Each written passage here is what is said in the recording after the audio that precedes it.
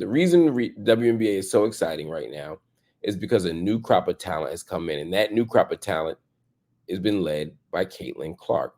Now, don't get me wrong, Angel Reese has played well. Other folk have played well. The WNBA has long had it's a stable of extraordinary athletes, a roster of extraordinary internationally gifted talent. The WNBA has never been short on talent, but now the world is watching. And a big reason why the world is watching is because of this woman you see on your screen right now, Caitlyn Clark. Caitlyn Clark is the all-time leader in points scored, 3-point scored, etc. Many records in college basketball. And she attracted a group of people who don't normally watch basketball, and certainly don't watch college basketball, and certainly don't watch women's college basketball. She drew them into watching. And many of those people are now turning to the WNBA. And there's been a lot of conversation about what this means. Some people have talked about the extraordinary attention that she's brought, and that the attention she's brought, the hoopla that she carries with her, has also brought resources. That you're going to see some private jets now. You're going to see better transportation. You're going to see bigger TV contracts. You're going to see more money because people are watching Caitlyn Clark. Now, you might come for Caitlyn Clark, but you're going to stay for Aaliyah Boston. You're going to stay for Angel Reese, right? You're going to stay and recognize that the WNBA has incredibly talented athletes. Caitlyn Clark is the first good basketball player there, and right now, at this moment, she's not the best player. She's very special, but she ain't the best. Well, there's been no shortage of think pieces on this. There's been no shortage of people who have decided to talk about what it means for Caitlyn Clark to be a part of the conversation. One of those people who has spoken up has been Jemele Hill. If you don't know Jemele Hill is a very famous, very popular commentator, formerly from ESPN. She is now a contributing writer for The Atlantic. She is the host of her own podcast, which is amazing. It's called Unbothered with Jemele Hill. Jemele is a cultural critic. She's a basketball and just a sports expert, and one of my favorite people to watch because she tells the truth. She's honest. She's transparent. She's knowledgeable. I'm a big Jemele Hill fan. And so she commented on a piece that was written for the LA Times. The LA Times wrote a piece that with the headline, Caitlyn Clark marketing boom is celebrated, but also draws questions of race and equity. Again, not a crazy thing to say, not a crazy analysis, not a crazy question to ask. But you know, white people get in their feelings quite easy when it comes to questions of race. Once the race question pops up, white people get defensive fast. Any race talk makes them uneasy. Any conversation about race becomes a conversation about racism. And any conversation about racism makes them feel vulnerable. And so the LA Times starts with this piece, by the way. This is not about Jemele Hill right now. This is about Kevin Baxter, who wrote the piece. He says, women's basketball has never seen anything like Caitlyn Clark, the sweet shooting rookie guard for the WNBA's Indiana Fever. She's Taylor Swift with a jump shot. She's Mia Hamm in a singlet, a figure so transcendent she is changing her profession. Now, let's be clear. He's not wrong. Caitlyn Clark is changing the profession. And she is Taylor Swift with the jump shot to the extent that white people love her. She is a darling of white America, and she is skilled, right? I mean, 55,000 people showed up to watch her play a practice game last fall. Her last college game drew 24 million TV viewers. For context, 24 million TV viewers is 3.5 times larger than the people who watched Serena Williams' last tennis match. She got a $28 million deal with Nike that includes a signature shoe.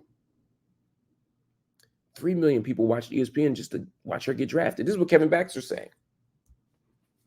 So she is a phenom. The question isn't that. The question is why. Now, there's her extraordinary talent, to be sure. There's no doubt that Caitlyn Clark is special. But there's more to it. And the more to it is about race.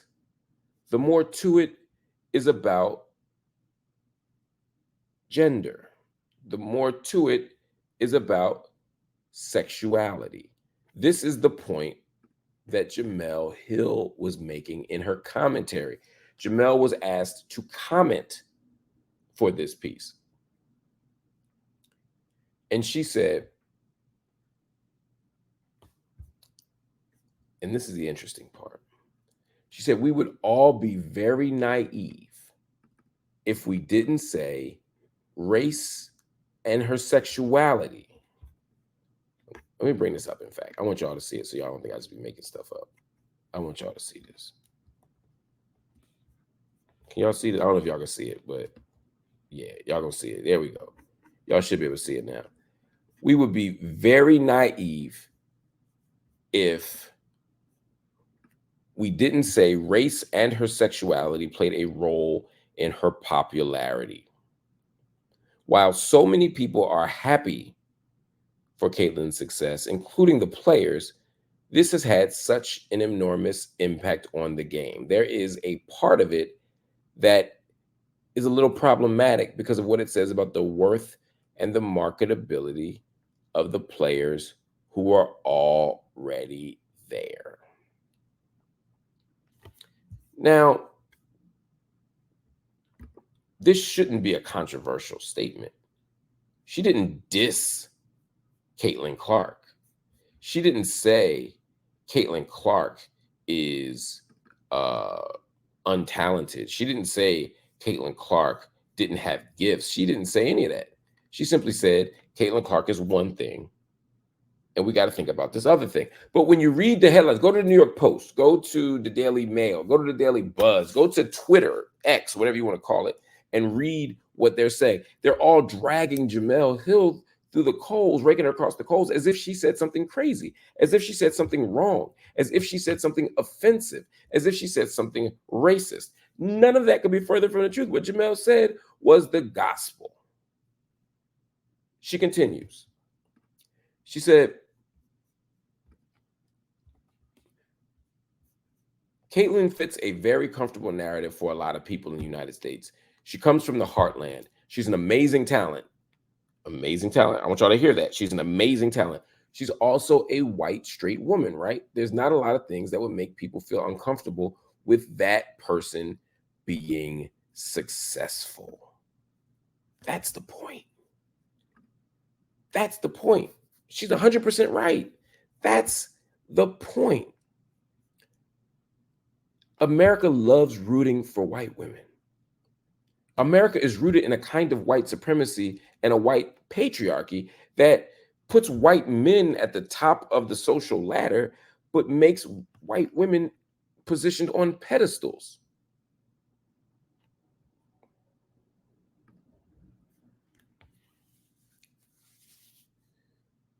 Robin Walker Murphy writes in and says, Charles Barkley made a comment tonight. He didn't name Jemele, but he said women out there are being petty. There's nothing petty about having a critique of Caitlyn Clark. There's nothing petty about saying that Caitlyn Clark's popularity is partly due to her race. It just is.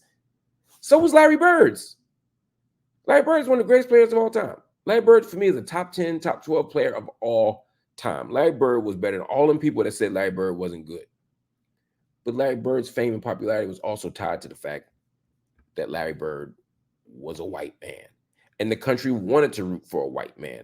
And the country damn sure wanted to root for a white man playing against all them Negroes. That is simply how things go. We root for Tiger Woods in golf. Why? Because he's an underdog. Right? We love rooting for the underdog in this country. We love rooting for somebody who we don't expect to win. The Jamaican bobsled team, we rock with them. But let's be very clear. This isn't just about underdog status. This is also about a country that needs white women to succeed, that needs white men to win. And white men want white men to win. And white men also want their white women to be put on pedestals. A pedestal is not an ideal position. It's still a dehumanizing position. It's still a sexist position. It's still a patriarchal position. It's still a troublesome position. All of that is true. I'm not romanticizing the real challenges that women have faced in a patriarchal country. That is in society. That is absolutely true. But let's not deny the fact that what Jemele Hill is saying is 100% right and exact. America is rooting for Caitlyn Clark because they love watching Caitlyn Clark as a white woman come out there and jay them Negroes' heads off. They love watching her make a no-look pass to another white woman for a layup in the middle of Gut Bucket, Iowa. They love it. And when they played against LSU last year, and they framed the LSU girls, especially Angel Reese, as bad kids, as criminals, as disrespectful to the game, as people who don't play the game the right way, as brutes, and they framed the Iowa squad as being the intelligent team, the cerebral basketball players, the X's and O's basketball players. Those are racial and racialized narratives that get codified in sports. How many times we hear they play the right way? That's very often racial. Not always, but often racialized, the way people talk about it. And so Jemele is just raising a point that, yes, America wants to root for white people. They definitely want to root for a white woman against all these black women. And they damn sure want to root for a white straight woman in a league that has a lot of LGBTQ folk. It's just a fact. America wants to root for a straight white woman. That is the least controversial thing that I think Jemele Hill has ever said. She's 100% right. And yet, people want to pretend it's not the case. Look, Caitlyn Clark deserves a $28 million Nike contract. Why? Because people are going to buy them sneakers. It just makes sense. Does A'ja Wilson deserve a sneaker contract? Yeah, because she's so talented. She's the best player in the league. Of course she deserves it. And she got it now, partly because Caitlyn is there, drawing attention to the disparity. That doesn't mean that Caitlyn did her a favor. Caitlyn is doing Caitlyn a favor with getting that money. But the point is that race and sexuality and gender matter in this country, and they damn sure matter in sports. And we can continue to pretend that it's not the case, but it absolutely is.